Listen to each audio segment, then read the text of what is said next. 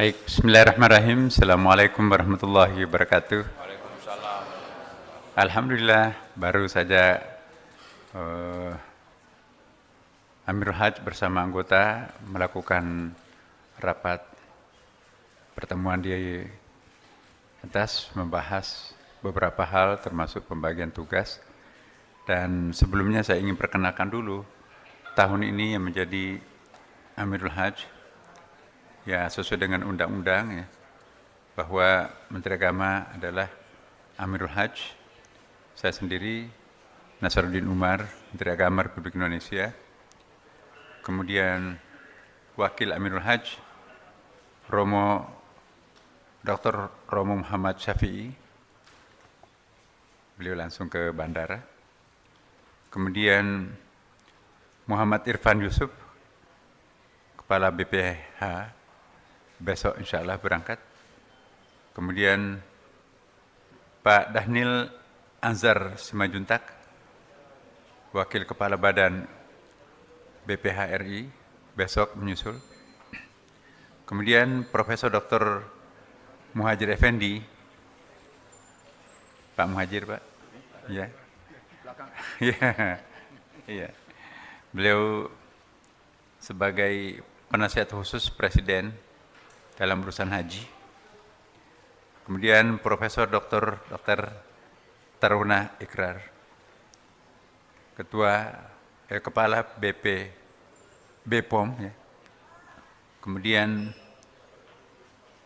Pak Dudi Purwagadandi, Menteri Perhubungan Republik Indonesia, besok menyusul. Kemudian Profesor Dr. Amir Syah Sanusi Tambunan, Sekjen Majelis Ulama Indonesia.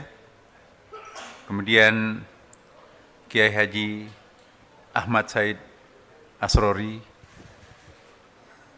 Katib Am atau Sekretaris Umum Syuriah PB Nahdlatul Ulama. Kemudian ada Profesor Dr. Syamsul Anwar dari Pengurus Pusat Muhammadiyah. Kemudian ada Ibu Arifatul Khairi Fauzi, Menteri Pemberdayaan Perempuan dan Perlindungan Anak, sekaligus sebagai Ketua Umum PP Muslimat Nahdlatul Ulama. Kemudian Profesor Dr. Insinyur Arif Satria sebagai Ketua Umum Ikatan Cendekiawan Muslim, sekaligus juga sebagai Rektor IPB atau IPB University. Kemudian Profesor Dr.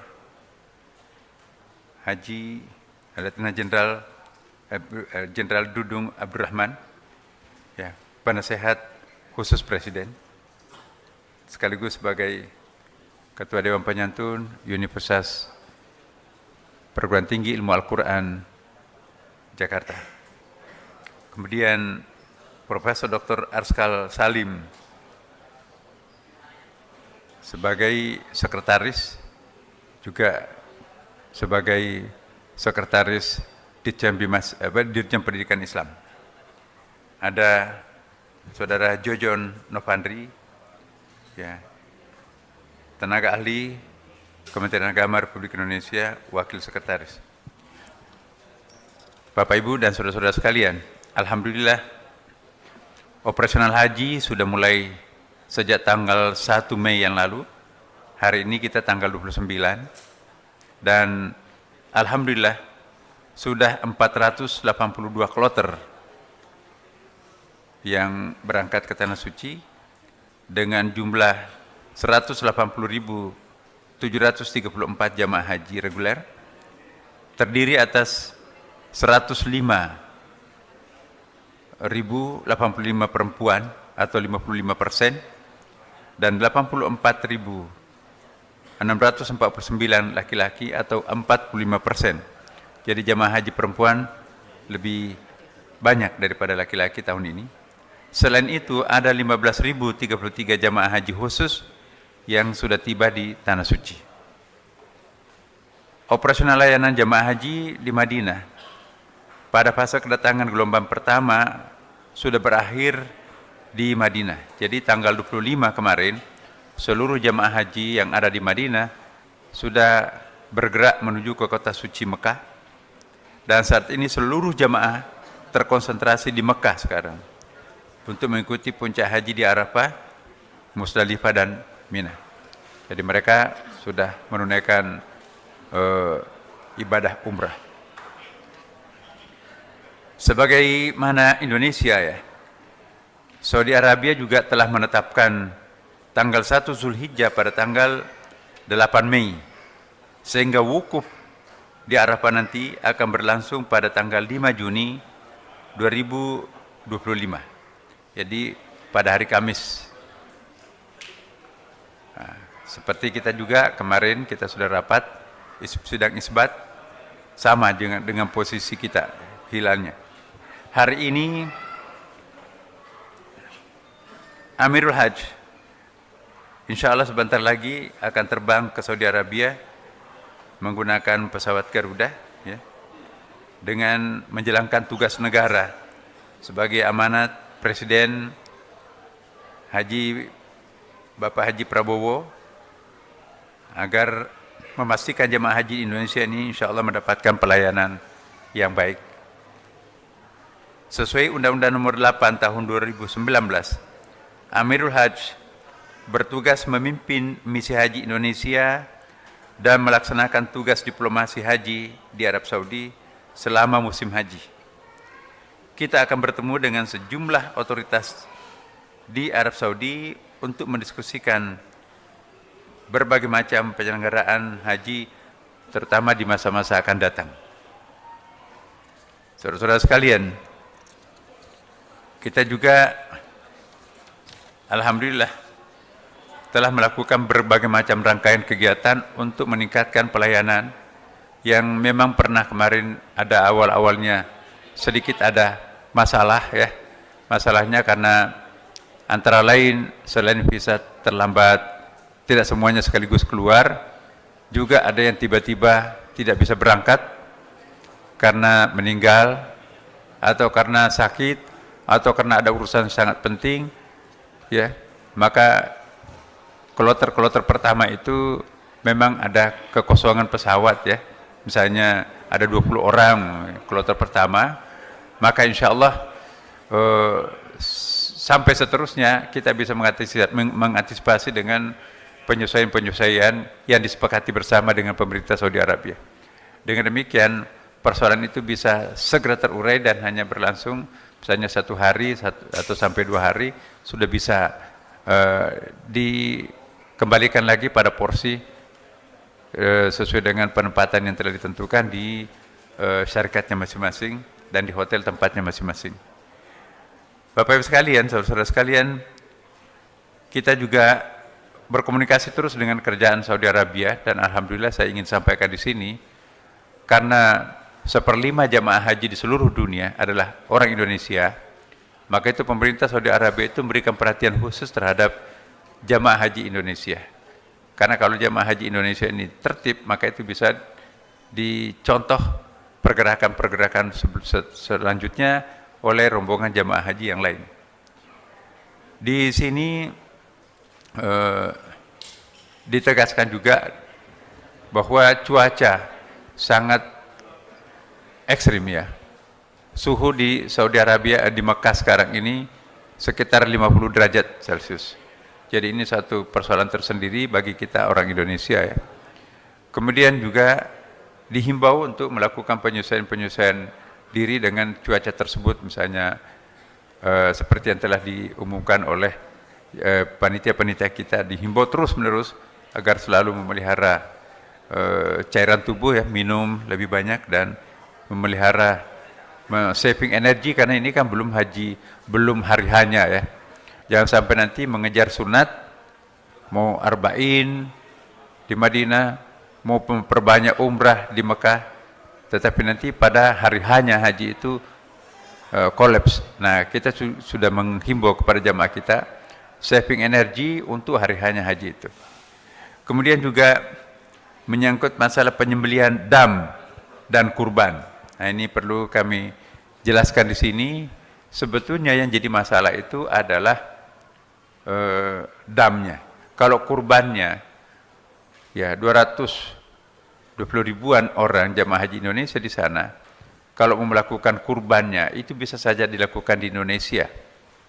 Tetapi yang dimasalahkan adalah kalau dam.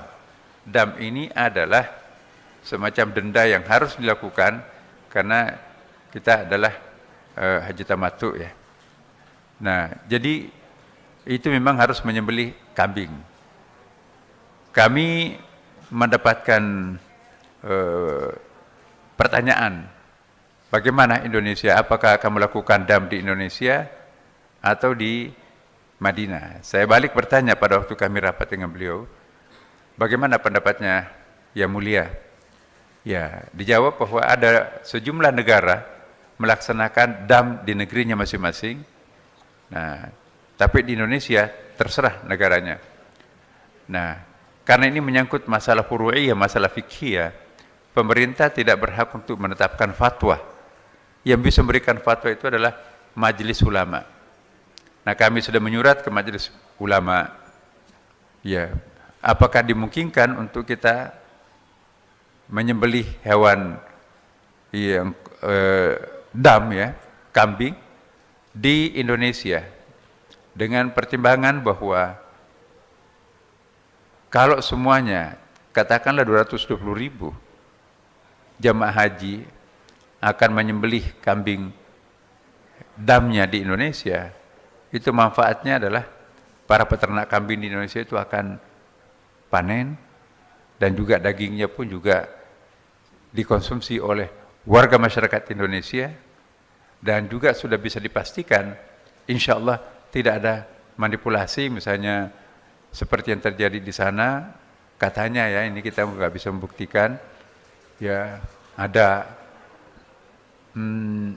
tidak sesuai dengan jumlah yang seharusnya dibeli dan yang di-store oleh jamaah.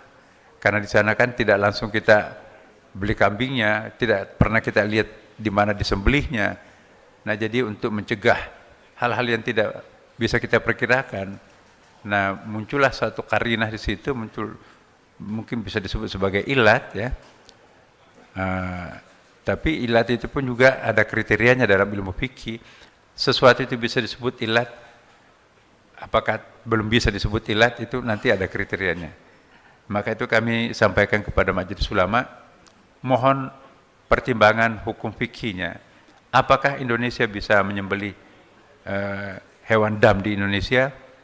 Nah, kami mendapatkan jawaban kemarin dari majelis ulama bahwa selama ilatnya belum cukup, maka belum dimungkinkan untuk melakukan penyembelihan di Indonesia. Logikanya masih harus dilakukan di Mekah. Nah, cuman karena ini menyangkut masalah ada hubungan privatnya juga, ada ijtihad individunya juga. Nah, ada juga sejumlah orang yang di samping melaksanakan penyembelihan hewan kurbannya di Indonesia, dia juga mempercayakan hewan damnya itu disembelih di Indonesia. Alasannya, ya sudah ada pendapat-pendapat ulama di Indonesia juga, ya. Konon juga adalah majelis Muhammadiyah juga, kemudian juga Persis, dan juga sejumlah ulama NU juga membolehkan untuk penyembelihan hewan dam di Indonesia. Dan di beberapa negara ya, Bapak Ibu sekalian, juga sudah melaksanakan hal yang sama. Kami juga sampaikan kemarin langsung ke Majelis Fatwa Mesir, ya. Kemudian beliau juga mensyaratkan bahwa setiap negara punya dirinya sendiri. Tidak mesti harus mengikuti suatu negara tertentu. Misalnya Mesir tidak melakukan penyembelihan itu, barangkali Indonesia punya kondisi objektif yang berbeda. Dan di Mesir sendiri juga, kata beliau, sebagian melaksanakan dam, penyembelihan damnya itu di Mesir, sebagian di Mekah. Dan sejumlah negara lain, kata Menteri Saudi Arabia, juga melaksanakan dam di negerinya. Nah, kalau seandainya ada jamaah kita dari Indonesia, jamaah haji Indonesia mau melaksanakan damnya di Indonesia, setelah mendengarkan fatwa Majelis Ulama seperti tadi, dan juga mereka juga punya hak asasi sendiri untuk berpendapat bahwa di negara lain dan sebagian ulama bahkan ormas Islam membolehkan, maka itu kita serahkan kepada individu. Nah, inilah sikap kami di Kementerian Agama, karena Kementerian Agama tidak berhak untuk memberikan fatwa, tapi memberikan pertimbangan-pertimbangan seperti yang saya sampaikan tadi. Kemudian perlu juga kami ingatkan bahwa harus membawa kartu nusuk. Kami ingatkan betul kepada seluruh jamaah haji Indonesia. Karena tahun ini Saudi Arabia itu menetapkan peraturan yang super ketat. Supir pun juga kalau tidak punya tasrih Makkah itu tidak bisa masuk menjadi supir di tanah haram. Maka itu satu masalah tersendiri, bagaimana mencari supir yang tasrihnya Makkah, yang bisa mengantarkan jemaah. Dan alhamdulillah Indonesia juga melakukan lobby-lobby. Mudah-mudahan insya Allah kita juga bisa menyelesaikan persoalan ini. Kemudian juga kami sampaikan bahwa panitia telah mempersiapkan segala sesuatunya, termasuk juga masalah yang bakal muncul. Kita sudah melakukan mitigasi risiko. Bahkan kami minta kepada seluruh anggota di sana, panitia-panitia di situ mempersiapkan paling tidak ada 4 opsi. Kalau opsi pertama gagal, maka segera harus pindah ke opsi kedua. Opsi kedua pun juga gagal, harus opsi ketiga sampai opsi keempat. Nah, ini bentuk ikhtiar yang kami lakukan untuk memberikan pelayanan kepada seluruh jamaah haji kita. Dan alhamdulillah ini berfungsi dengan baik. Ya, seperti kemarin menyelesaikan persoalan keterlambatan visa, menyelesaikan persoalan tiba-tiba berhalangan, dalam waktu cepat tanggap, maka panitia berhasil menyelesaikan persoalan itu dengan cepat, alhamdulillah. Yang lainnya kalau boleh nanti bapak-bapak, ibu-ibu, pak saudara-saudara bisa lihat apa kata media kita yang sudah sekitar 100-an lebih ya di sana bertugas melaporkan setiap hari juga. Makanan alhamdulillah, karena sekarang kita menggunakan 8 syarikat berlomba untuk menyuguhkan sesuatu yang sangat baik, dan menu-menu Indonesia ya seragam tuh. Jadi enak sekali, masyarakat kita sudah bisa mengkonsumsi masakan Indonesia. Kemudian juga pengaturan busnya, ini yang hari ini teman-teman panitia di situ yang terdiri dariku, Wakil Menteri Haji Saudi Arabia, dan juga 8 syarikat yang terlibat mengurus Indonesia, ditambah dengan Dirjen Bimas Islam, Dirjen Haji di situ, rapat jam 11 sampai jam 12 bersama. Bagaimana membicarakan tentang mobilitas masyarakat atau mobilitas haji, calon jamaah haji dari Mekah ke Arafah, kemudian Arafah nanti ke Musdalifah, kemudian ke Mina.